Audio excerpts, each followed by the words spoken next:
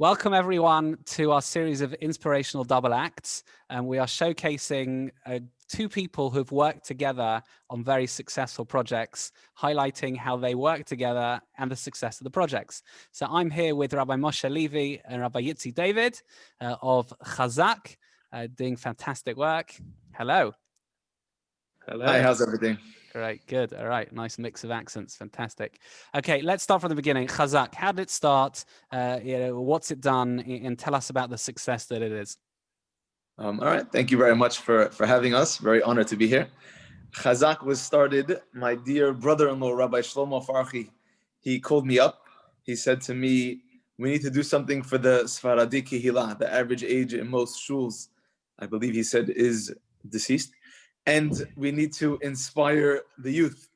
And I said, that's very nice. We can potentially get up and give nice speeches in classes, but there ain't nobody in shul to listen. And the young people just aren't there, as you just said. And he said, we're going to work with the schools, we're going to work with the communal organizations and with the shuls to be able to inspire and connect the youth to their heritage and to their beautiful misorah, to the tradition that we have and everything that we are. So we started something called Sephardi Lunch and Learn in JFS. We were just being a little bit racial profiling. Hey, you look Sephardi, come here. And it worked, Baruch Hashem. Baruch Hashem, people were coming and saying, is it okay if I come? I'm not Sephardi. I said, look, nobody's perfect. My mom's Ashkenazi. We love all Jews. Of course you can come. Baruch Hashem, Baruch Hashem. And it was amazing in all the different schools, in Hasmonean boys and Hasmo girls, in JFS, in Emmanuel College, in Yavne College. We had lunch and learns and all different programs. And after a couple of years, we opened up our community center in Brent Street, where we continue those after-school programs, night learning programs, Shabbat Tonim. We deal with all ages. So we have, Rabbi Yitsy maybe I'll mention the Mashallah Fair. That is every single Sephardi stereotype you can possibly imagine. We have in London actual camels. You get camel rides. People were like, where'd you get camels in London? I said, you bring a brown paper bag with cash and you don't ask questions. That's how we roll. And there's monkeys and there's snakes and there's the shuk. You feel like you're in the shuk in Morocco. And that will do stuff like that for the kids. We'll do things for the teens, besides just football tournaments, all different types of things, besides the actual learning things. Rabbi Yitsy will tell you about the summer trip, which is unbelievable and had phenomenal success. We then continue with them. We deal with them when they're kids, we deal with them when they're teens, when they're young professionals, young marrieds, and what we call community, which is even adults. I had some guys by my house, Shabbat, a couple of years ago, 23, 24-year-old guys, and they were talking about how two of the guys moved out of their parents' home and they went to, and got their own flat. And I said, did you guys do a Chanukah Bayit? They're like, yeah. I said, do you have mezuzahs up on the wall, on the doorposts? They're like, nah. I'm like, all right, boys, I'm going to get you mezuzahs. I'm busy this week. So next week, Monday night, you get 10 guys. We're putting up mezuzahs. We're doing Chanukah Bayit. And they were like, okay. And they left. And I said to my wife, I said, the reason that I can do that is because I taught them when they were in high school and they were 16 and they ate by our house. Remember? She said, sure. I said, and then they came when they were in university and again, they ate by our house and we had a connection learning program for them. And now they're young professionals. They're 23, 24, and I still have them by my house for a Shabbat meal. So we continue the relationship, doing whatever needs to be done for different people at different stages of their lives. Amazing, fantastic. So now Chazak is like this gigantic organization. Rabbi Yitsy, just give us a sense of the kind of scope of it. So I say, as Rabbi Levy mentioned, we do a lot of schools, guys when they're in university or girls when they come back, or if they took a gap year in Israel or they come back from university, all the way up. My wife and I teach a lot of brides and grooms. So before marriage, holding people's hand, to the chuppah. After the marriage, we've done quite a few weddings with Rabbi Lou of Stanmore. And then after marriage as well, we deal with a lot of couples and young families. And as Rabbi Levy said, sort of all the way up. I think one of the things to mention, perhaps myself growing up in the Sephardi community, and I know this is true of the Stanmore Sephardi Minyan, we'll tell you this, we even did a Shabbaton, a Sephardi Shabbaton for the Stanmore community. And one of the reasons I think is because Sephardim growing up in London almost felt like a little bit second class. Myself and other people that, not your parents' first language wasn't necessarily English. You didn't really have tea at 4 p.m. with the Queen. So you grew up a little bit different. And one of the things Chazak really wanted to do was show the Sephardi, the younger generation especially, but all Sephardim in London, that their heritage and their culture is really something to be proud of and not ashamed of at all. And I think it's a beautiful thing now that we can have a youth minyan, which is Sephardi. It has a standing up Sephardi Sefer Torah, and the guy reading from the Torah will read in a Sephardi Havara. But you have lots of Ashkenazi kids coming as well. And I think it's really important for them to appreciate the beauty of other cultures and minhagim. Amazing. Okay, let's get some. So we're going to go quick questions, quick answers. I'm going to get to how you guys, how you met, and what's it like working with each other and all that kind of stuff. So firstly, let's just ask you both, greatest achievement in Chazak over the last few years? One moment that stands out. Let's go. Speed date style. Opening the Bet Midrash about a year and a half ago. We've, as Rabbi Levy said, we worked very hard to take people on every stage of life, and we felt there was a lot of people that we were helping being mechazek, strengthening them of their commitment to Judaism. But then it was very difficult because to keep holding their hand. So once they got to the stage where they wanted to get more into textual learning, whether they'd been to yeshiva or not, so we brought in our colleague Rabbi Natan Kalani from Israel, an old JFS from Southgate, who's now opened a Bet Midrash where there's probably 50, 60, 70 different guys walking in every single day, coming to learn, was for us a huge achievement. Amazing. Rabbi Levy, greatest achievement? It's got to be with the monkeys and camels, no? Something to do with that. that was pretty epic. Everybody loved the mashallah.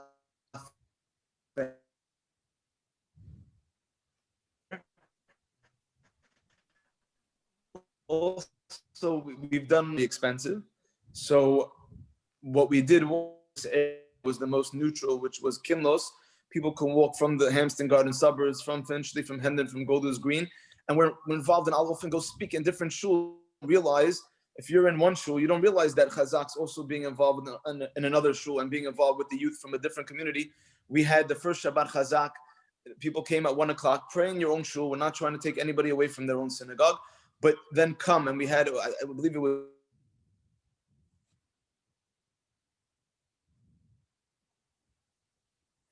even came for the classes. We had programming for the kids, and it was just bringing the different Sephardi communities, the Moroccans, the Persians, the Indians, the Yemenites, the Adanim, everybody, bringing them together, the Iraqis, and everyone, even though you have your own nusach and your own minyan on Shabbat, but ultimately feeling that we're one organization and we're one community and we're one big family. I thought that was really, really special. Just so that you appreciate the Sephardim. We had over 300 people at the lunch. We had to turn down at least 20 or 30 because it was already Friday morning. On Sunday, we had 0 people booked for the lunch that paid. People told me they're coming, but that doesn't mean anything. Hilarious. Amazing. All right, great. So that's Chazak. Now let's move to you guys. Firstly, totally different accents. You're clearly not from the same place. I'm Ashkenazi, but I know that much. Did you meet through Chazak? Was that where you knew each other? Was there something before that? Yeah, for me, I had heard of Rabbi Yitsy. I heard amazing things about Rabbi Yitsy, but because he had done the Chazak summer trip before it was an organization, it was a summer trip, and everyone said this guy is not just a star, he's a superstar, and they were 100% right. If anything, they didn't big him up enough because he is, whatever the next level is, over superstar, rock star. But yeah, we met when it came to Chazak. We understood, we saw within the first year massive need, and Rabbi Farchi and I were trying to figure out, he's going to do the young professionals. Rabbi Farchi, I was dealing with the teens. We said, who can do the youth, but also somebody that can sort of do everything. Very rarely can you find someone that can teach kids, teens, university students, young professionals, religious, not religious, all different.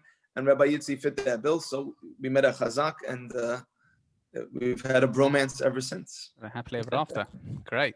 Bromance is the word. Okay, now let's go for you, Rabbi Yitsy. Easiest thing about working together, or top tip for working together? So I'd say something very, very important about working together. When I first came in, Rabbi Levy and Rabbi Farchi had been working for Chazak already for a year. They built it and established it and then brought me in. And I think because they'd heard that I was someone who worked on different projects in the past, whatever it is, when I first came in, they felt the right thing to do was sort of to give me my space and not try and be on top of me too much. And then what actually happened was, I was a bit lost and I wasn't sure what to do, what not to do, and how the guys like it done. And, one day Rabbi Farchi, I think, realized that even if you're great as an independent person and working by yourself, everyone needs a chavruta. Everyone needs a partner. And he said to Rabbi Levy, we want to give him his space, but be his friend, be his chavruta, be the guy that he can work off and bounce ideas off together. And through you working together, you actually achieve much more. And I think that was a turning point in Chazak, where myself and Rabbi Levy just decided that we can do anything and everything together. I think the most important thing to allow that to happen, without a doubt, is humility. Rabbi Farchi as well, for those of you who know him, and Rabbi Levy for sure, their greatest trait, in my opinion, apart from being amazing educators and really coming out and getting things done, is they're unbelievably humble. And in order to work together as a team, you need to be humble. When we're arranging a Shabbaton, we didn't care who's the guy who's going to speak to 200 people and who's the guy that's going to set the tables and take out the rubbish. It doesn't matter, because we're on a team and the job needs to get done. And it doesn't matter who gets the front role or the speaking part and who gets the behind the scenes. Just get it done, because we're all here for the same job. And it's not about us, it's about the people. So definitely humility is something that is key to make that happen. Beautiful, amazing. Rabbi Levy, anything to add on that? Biggest tip 100%. in terms of working together?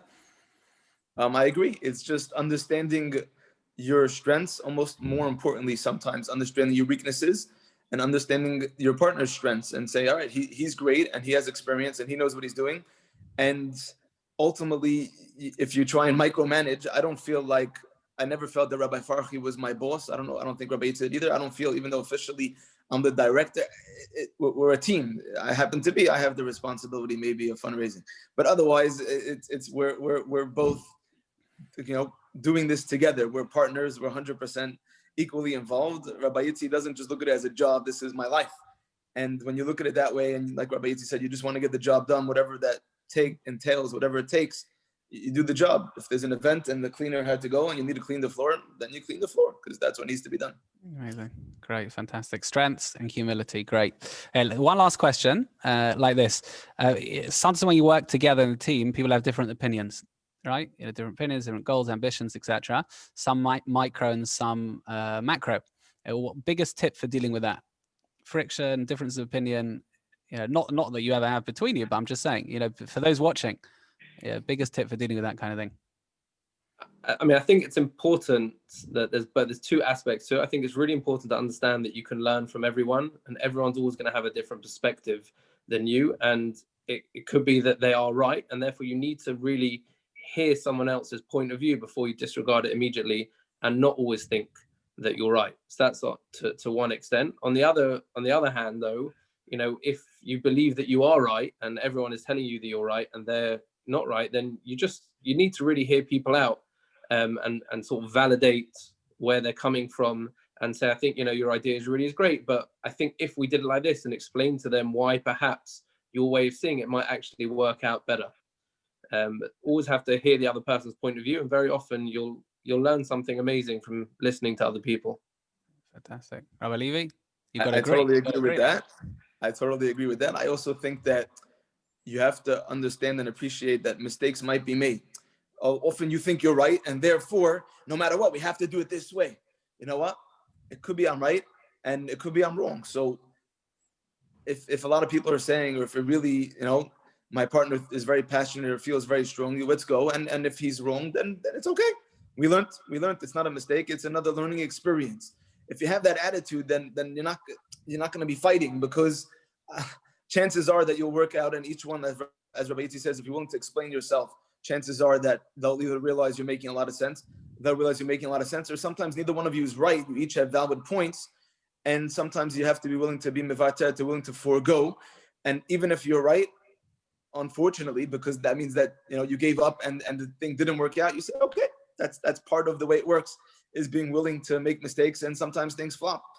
It's the cost of doing business. And if you have that attitude, then usually you're not gonna be butting heads, because look, I think it's this way, you think it's that way. All right, I'm willing to try it your way, and let's see what happens. But not because you want to gloat, because hopefully you're wrong and the other guy was right.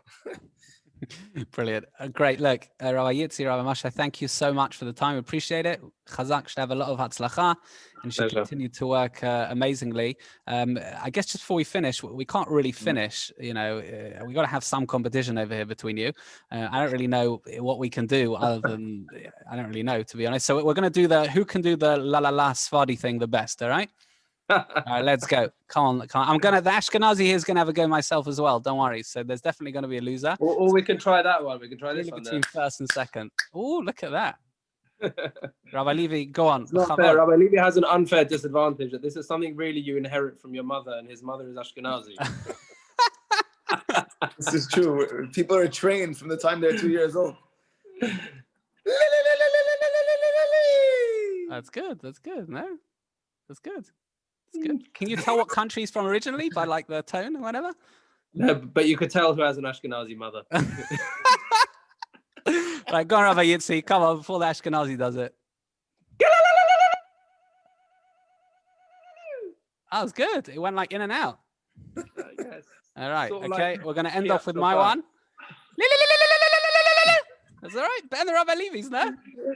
Not bad, not bad. For an Ashkenazi, that was really good. All right, guys. Thanks so much. Love Hatzlacha. Pleasure. It was lovely Thank you. to Take well care. done, guys.